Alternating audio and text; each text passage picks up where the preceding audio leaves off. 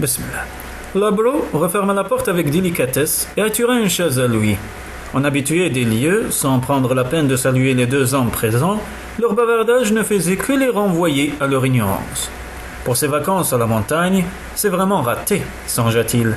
Gaspard aurait aussi bien pu se trouver à des années-lumière de là, véritable statue sur le lit, sanglé de 3 larges attaches en cuir.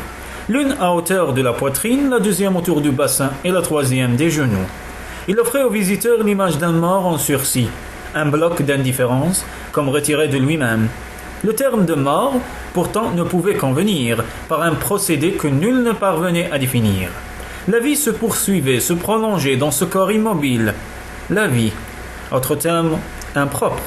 En l'état actuel des connaissances, Gaspard ne représentait pas seulement une énigme, il était un non-sens, presque une injure. Des indiscrétions avaient filtré, c'était inévitable, mais Labro n'y attachait plus d'importance. Les règles du jeu s'étaient effondrées, et il faisait à présent de ce mystère une lutte personnelle. Tout avait été entrepris, le possible et l'impossible. Après les premiers échecs, on avait arraché les voiles, on avait décidé d'admettre toutes les hypothèses, jusqu'aux plus folles, jusqu'aux plus improbables, partant du principe que n'importe quelle explication au-delà de la logique valait mieux que pas d'explication du tout. En observant une fois de plus les yeux de Gaspard, qui vivaient de toute évidence, dont la pupille se contractait ou se dilatait sous l'effet de la lumière alternée. Labro se repassait mentalement la liste de ses théories fumeuses. Elles avaient jailli dès qu'on avait ouvert les vannes. Le résultat fatiguait les esprits un peu plus. Cela allait des univers parallèles au voyage dans le temps, en passant par la magie noire, la sorcellerie, la méditation nihiliste, le thème des androïdes et tout ce qu'on voudra pourvu que les données en soient invérifiables. Les conséquences invérifiées, qu'on n'y comprenne rien et qu'on ne garde aucun espoir d'en tirer un jour quelque chose de sensé. À cet instant précis, Gaspard tourna brusquement la tête sur sa gauche et la redressa tout aussitôt dans l'axe du corps. On n'était plus surpris, ça lui arrivait de temps en temps. La sommité en matière d'hypnose et la sommité en matière de réanimation se précipitèrent. Le premier agita la main devant les yeux du gisant, écarta du doigt sa lèvre supérieure et marmonna pour lui-même à mi-voix, tandis que le second vérifiait les électrodes temporales, un œil sur les courbes. Labro retint sa question. Il en connaissait la réponse. Les mouvements se répètent 15 à 25 fois par jour. Ces détails ne l'intéressaient même plus, et les écouter pourtant, c'était son boulot.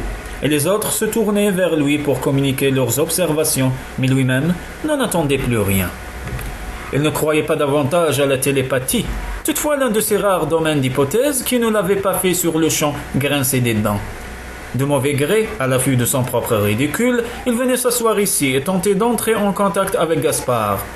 Son esprit tendu vers celui du mort-vivant, il l'interrogeait en silence des heures durant. « Qu'est-il arrivé, Gaspard? Parle-moi. Dis-moi un mot, un seul mot. Qui a fait ça ?» 3 jours après l'admission, Labro avait observé. « C'est drôle.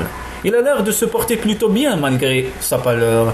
Peut-être parce qu'il est propre et que vous l'avez rasé de près. » Un infirmier s'était alors raclé la gorge avant de signaler hésitant. « Justement, on voulait vous en toucher un mot, mais on ne pouvait pas être sûr tout de suite. Alors on a attendu le lendemain, mais maintenant, soyez clair. À la vérité, reprit l'infirmier mal à l'aise, aucun d'entre nous ne l'a rasé, ni l'avait d'ailleurs. Qui l'a fait alors ?» Un assistant vint au secours du jeune soignant. « Ce qu'il cherche à vous dire, monsieur, c'est que personne ne l'a fait, sauf au moment de l'admission, comme c'est la routine. Parce qu'il n'y a pas besoin de le faire. » « Pas besoin. Mais on dirait qu'il sort de son bain. » « Oui, c'est comme ça depuis le début. Regardez le front, les aisselles, touchez-le si vous voulez. Vous ne trouverez aucune trace de sueur à la surface de la peau. Il ne se salit jamais, bien sûr. On pourrait le laver quand même, mais... Et les poils, nom de Dieu. Il faut bien qu'ils poussent, non? Même chez un mort, ça continue à pousser. Je sais, en tout cas je peux vous jurer que personne ne l'a rasé et vous pouvez constater comme moi que son visage est toujours le même. Il n'a pas changé depuis son arrivée, c'est-à-dire environ 75 heures. D'instinct, Labro avait poursuivi le jeu, se raccrochant à des poignées de secours, ces fameux préalables dont on ne cessait de lui rebattre les oreilles. Vous voulez dire que le rythme a baissé, que ses poils poussent tellement peu, vu son espèce de catalepsie, qu'on ne voit presque aucune différence au bout de 3 jours? Le médecin ne put retenir un soupir désabusé. Pas presque, aucune.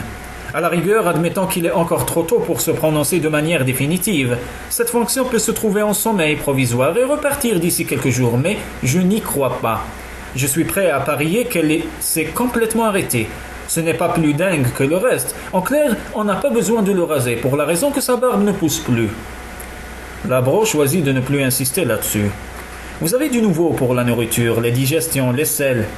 Du nouveau? Non, cet homme est cliniquement mort et par ailleurs en excellente santé. Je n'ai jamais vu ça. Personne n'a jamais vu ça. C'est le cas le plus extraordinaire que... Je l'ai assez entendu pour devenir sourd. Arrêtez ce couplet par pitié. Ce n'est pas un cobaye que vous voyez là. Ce n'est pas un cas. C'est peut-être une chance de salut pour la race humaine. Le spécialiste prit le temps de retirer et de lustrer ses lunettes. Je comprends. Pour répondre à votre question, nourriture zéro, digestion zéro, pas de pipi, pas de caca, n'ayant rien ingéré, le salut de la race humaine n'a rien à restituer. Si vous préférez une certitude maximum, nous estimons nécessaire de garder le sujet en observation au moins 3 jours. Passé ce délai, je ne vois pas ce qu'il pourra nous apprendre de plus. Concernant les autres fonctions, la respiration est en effet très ralentie, mais régulière. Le muscle cardiaque assure son rôle de pompe, très lentement lui aussi, et le sang circule donc presque normalement. On note d'autre part que l'estomac, dans son ensemble, paraît connaître une certaine activité. Ne me demandez pas pourquoi et que les nerfs, le cerveau ont l'air d'attaque. On en saura davantage avec un minimum de patience. Un minimum de patience, heureusement. Labron en disposait, il avait veillé des nuits entières au chevet de ce malade qui n'en était pas un. Vers la fin de la première semaine, on lui avait livré un premier point résumant la totalité des observations. Sur cette liste, les fonctions vitales de Gaspard apparaissaient en 2 rubriques, sans le moindre doute. L'une concernait les activités mortes ou en sommeil, la deuxième, celle qui semblait, par on ne savait quel miracle, avoir été préservée. Dans la rubrique numéro 1, on avait ainsi rangé le début et la fin du cycle digestif. Gaspard ne mangeait rien, ne buvait rien, et il était tout à fait inutile de le placer sous perfusion étant donné que son corps ne présentait aucun signe d'altération, et qu'il n'avait pas perdu un gramme depuis qu'on l'avait pris en charge. Son intestin en sommeil ne déterminait aucune matière fécale, pas de sel, pas d'urine. Le vieillissement, Gaspard ne vieillissait plus de toute évidence. Ses cheveux, sa barbe ne s'allongeaient pas d'1 millimètre. De plus, on remarqua qu'il ne perdait plus une seule parcelle de peau, en dehors de celles qui se virent prélevées aux fins d'analyse, alors que par exemple tous les infirmiers présents en perdaient comme tout le monde l'équivalent d'une bonne cuillerée par jour. Par la suite, on put confirmer que son vieillissement s'était arrêté le 17 octobre 1994. La fonction sexuelle, là, on ne pouvait l'établir avec une totale conviction, mais le résultat n'était guère contestable. Du fait même de son état végétatif, jamais d'érection en tout cas. La sexualité d'un poireau aurait été beaucoup plus mouvementée. Les 5 sens, dans la majorité des cas, et la réponse à la plupart des stimuli, on acceptait bien entendu la vue, puisque sa pupille semblait à contrario le siège d'une vie intense et réagissait aux sollicitations externes. Mais s'agissant de l'ouïe, l'odorat, le goût et le toucher, on n'avait obtenu aucun résultat. Lorsqu'il arrivait à Gaspard de se livrer à un mouvement quelconque, ce n'était jamais en réponse à une demande, mais de son propre chef, par une décision consciente ou non. La douleur, par exemple, on s'était décidé à lui enfoncer quelques bonnes aiguilles dans le bras sans qu'il en résulte la plus petite réaction, pas même un battement de cils. On aurait aussi bien pu lui arracher les ongles, il ne s'en serait pas rendu compte. La communication en général, excepté la réaction oculaire, rien dans un sens, rien dans l'autre. C'était bien là le plus ennuyeux. Dans la seconde rubrique, on retrouvait l'estomac dès le début avait été constaté à ce niveau une certaine activité, sans qu'on puisse pour autant la définir ni en découvrir l'origine. Des observateurs bien intentionnés se chargèrent de rappeler que, selon tel et tel, la vie est indissociable de l'activité stomacale. On l'admit à défaut de mieux et on rangeait cette donnée à côté des autres, dans l'armoire au mystère. La circulation sanguine, le cœur tenait vaillamment son rôle, les artères et les veines véhiculaient le liquide sans interruption, malgré le très faible renouvellement d'énergie. Gaspard, ou quelque chose en lui, devait juger cette fonction indispensable. La respiration, comme observé dès le premier instant, elle était lente mais d'une régularité impressionnante. Son cycle, d'inspiration-expiration, durait 29 secondes. On aurait pu y régler un métronome. Jamais de nez bouché, de toux, de raclement de gorge. L'activité musculaire, réduite à sa plus simple expression, elle était toutefois présente puisqu'on notait de fréquents mouvements du bras, des pieds, des jambes, du cou. Le système nerveux, on l'avait rangé dans cette catégorie du fait des mouvements signalés ci-dessus. En revanche, comment déterminer s'il s'agissait de gestes réflexes? Et de réflexes devant quoi? Ou d'actes voulus par le cerveau? Rien ne venant prétendre le contraire. On admettait dans la foulée que le cerveau fonctionnait toujours. Au-delà de ce document peu encourageant, de l'ignorance noire sur blanc, de nombreux détails demeuraient nébuleux. Pas de communication repérable. Entendu. Mais Gaspard cherchait-il d'une manière ou d'une autre à communiquer? Et si tel était le cas, avec qui? Et les réponses fournissaient d'autres énigmes. Comment pouvait-il survivre sans boire? Et d'où provenait la salive que l'on voyait dans sa bouche? Pourquoi ne vieillissait-il pas du tout, alors que la simple respiration ou encore la circulation sanguine nécessite un renouvellement cellulaire? Comme tout, c'était ridicule, impensable, et présent, là aux yeux de tous. Prenez ça par n'importe quel bout, cognez-vous la tête contre les murs jusqu'à la faire éclater. Il n'y a aucun moyen d'être et ne pas être à la fois. Après les innombrables tentatives, ramenez les choses à du vérifiable, du connu. Toutes les courbes entassées, disséquées, tous les relevés inlassablement comparés sur d'interminables tableaux. Toutes ces hypothèses de plus en plus tirées par les cheveux et controversées avec une fougue proportionnelle. Gaspard se dressait devant les chercheurs comme un ennemi que beaucoup se mirent à détester sans l'avouer. Ce qui les déconcertait peut-être le plus, Labro en tête, c'était son espèce de dédain pour les contingences qui rythment notre existence. Gaspard n'était plus un homme, il n'était plus cette machine pensante qui se remplit et qui se vide. Du fond de sa prison transparente, il commençait à poser à ceux qui campaient à son chevet des problèmes d'ordre métaphysique.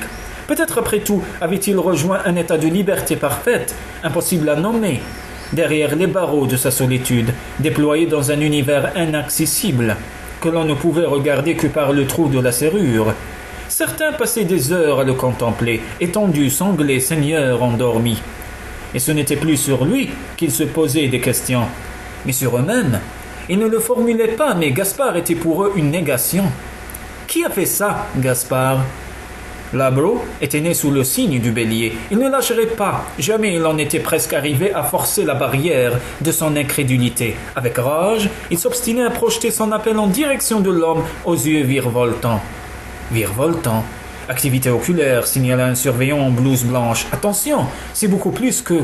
Silence, rugit Labro, le stoppant du geste. À cet instant, il n'était que 3 dans le local. Sans un mot, les 2 infirmiers de service se portèrent de part et d'autre du lit, prêts à toute intervention. Labro, en sueur, continuait à démettre son message. « Gaspard, réponds-moi. Qu'est-il arrivé, nom de Dieu ?» Sous les sangles, qui pour une fois montraient leurs utilités, Gaspard s'agitait de plus en plus, hochant la tête de droite à gauche dans une sorte de refus de tout son corps. Un signe, enfin. À plusieurs reprises, ses mains s'ouvrirent et se refermèrent sur le vide. Les bandes de cuir se tendirent à l'extrême. « Parle, Gaspard, qui a fait ça? Mais parle, qui est le responsable ?» La bouche s'entr'ouvrit. Une bulle se forma au-dessus des lèvres, gonfla, éclata. Le visage tordu d'inquiétude, les 2 infirmiers se consultèrent du regard, puis se penchèrent pour appuyer de tout leur poids sur les bras et le torse de Gaspard, secoué de la tête aux pieds d'un puissant tremblement. Incapable de se contenir plus longtemps, Labro hurla sa dernière question. « Qui a fait ça? Parle! Qui tire les ficelles au-dessus de nos têtes? Mais parleras-tu » C'est alors que Gaspard se redressa de sa couche avec une violence incroyable, en voyant valser ses électrodes dans le mouvement. Les 2 assistants furent éjectés comme des silhouettes en papier et roulèrent en arrière dans un cri de surprise. Labro vit les sangles se déchirer avant d'entendre leur claquement sec, tandis que jaillissait le cri de Gaspard. « Rugmore »